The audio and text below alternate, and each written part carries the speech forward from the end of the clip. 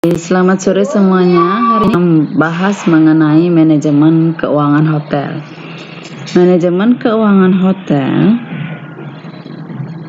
memiliki peran yang sangat penting bagi dunia perhotelan. Tentu saja Anda sudah mengetahui bahwa tanpa uang tentu bisnis hotel tidak bisa dijalankan. Tidak ada yang dipakai untuk membayar gaji, tidak bisa dipakai untuk membayar profit. Jadi manajemen keuangan hotel itu berfungsi untuk meningkatkan profit hotel sehingga dapat meningkatkan kesejahteraan pemegang saham, kesejahteraan manajer, dan kesejahteraan karyawan. Dengan manajemen keuangan hotel yang baik, maka hotel akan dapat mencapai break-even point. Break-even point itu artinya masa pengembalian modal dengan sesegera mungkin. Dengan pengembalian modal yang lebih segera, maka profit yang didapatkan menjadi lebih tinggi.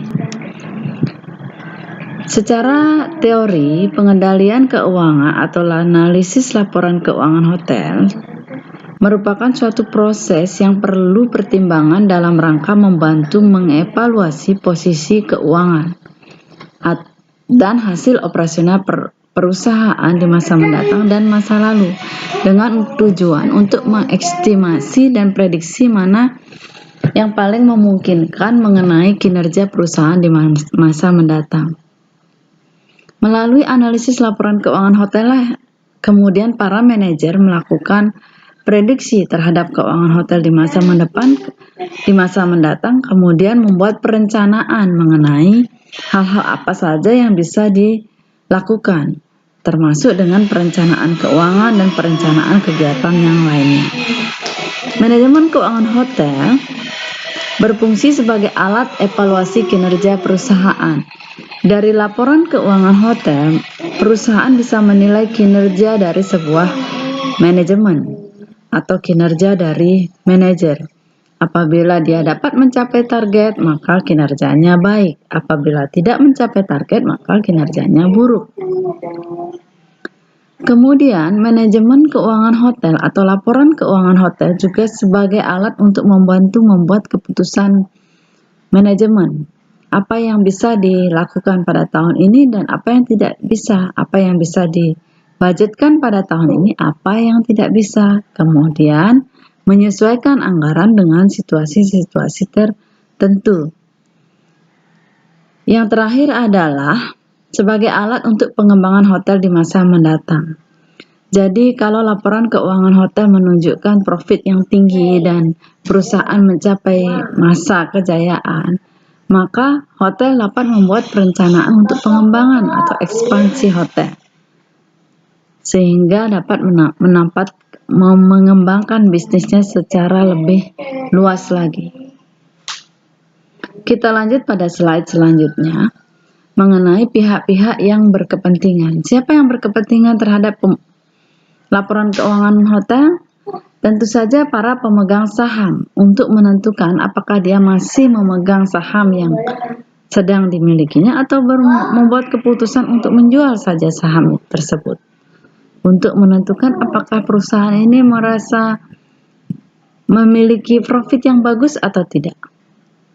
Kemudian para kreditor. Kreditor ini adalah orang yang atau bank yang meminjamkan uang kepada perusahaan. Jadi kreditor akan mengecek laporan keuangan hotel untuk memberikan berapa pinjaman yang sebaiknya diberikan kepada hotel. Para manajer sangat berkepentingan terhadap laporan keuangan. Dari sana dia kemudian membuat perencanaan, membuat kegiatan, kemudian melakukan evaluasi terhadap kegiatan yang telah dilakukan. Analis sekuritas. Kalau analis sekuritas berusaha menganalisa keuangan hotel untuk menentukan harga saham yang pantas untuk hotel tersebut. Yang terakhir adalah analis kredit. Analis kredit ini untuk menentukan berapa jumlah uang atau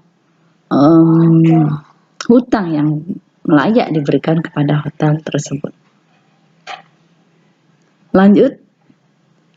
Slide selanjutnya adalah struktur biaya bisnis hotel.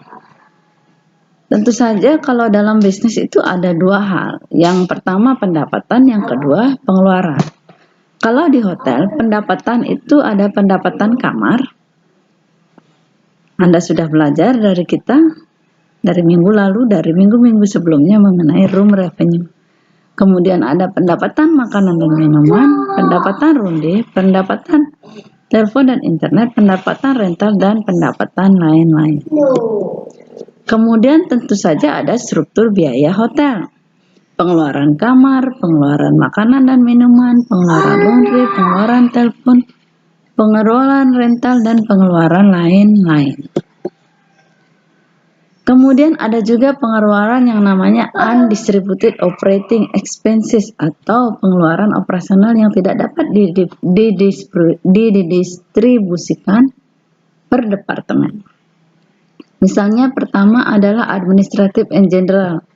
Ini terdiri dari biaya tenaga administrasi, alat tulis kantor, telepon, listrik, dan air. Kemudian ada biaya HRM, Human Resources Management, yaitu biaya gaji karyawan, alat tulis, telepon. Kemudian ada biaya information system yang menyangkut biaya IT dan sistem informasi hotel lainnya. Ada biaya marketing, ada biaya franchise, ada biaya maintenance, ada biaya energi. Biaya energi jumlahnya cukup tinggi. Kemudian ada biaya transportasi dan pengeluaran lain-lain. Dan ada fixed charge atau fixed cost, biaya tetap. Biaya tetap ini pasti jumlahnya selama setahun. Yang ada namanya management fee, ada property tax, ada insurance dan loan interest atau bunga bank. Kemudian ada reserve for replacement atau dana cadangan yang disediakan pihak hotel untuk mengantisipasi hal yang tidak diinginkan di masa mendatang. Jadi saya ulangi, ada pendapatan hotel, ada pengeluaran hotel. Pengeluaran hotel dibagi menjadi 3, departmental cost, ada fixed cost atau fixed charge, kemudian ada undistributed expenses atau pengeluaran yang tidak dapat didistribusikan ke departemen. Ini adalah contoh dari laporan keuangan. Contoh tabelnya Ibu Indah ambil dari manajemen dari sebuah sistem namanya property management system.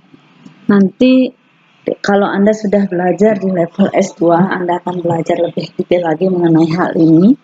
Jadi Bu Indah hanya akan memberi gambaran singkat saja mengenai property management. Anda perhatikan di tabel paling atas, average rate-nya adalah $200. Rata-rata okupansi setahun adalah 6,8,37%. Setiap tahun beroperasi selama 365 hari. Jumlah available room adalah 228. Kemudian tahunnya adalah tahun ini. Jadi sebenarnya kalau dari hitung-hitungan Anda tinggal mengalihkan ini lalu mendapatkan room revenue. Room revenue ditaruh di sini. Kemudian ini ditentukan oleh hotel, oleh manajemen hotel. Dari mana dia mendapatkan angka ini? Tentu saja hasil negosiasi atau hasil kalkulasi dari berapa pendapatan total kemudian dibagi dengan per departemen. Jadi misalnya room revenue dari food itu totalnya 35%. Dari telepon ternyata hanya 10%, dari rental hanya 15%, kemudian other operating expenses 20%.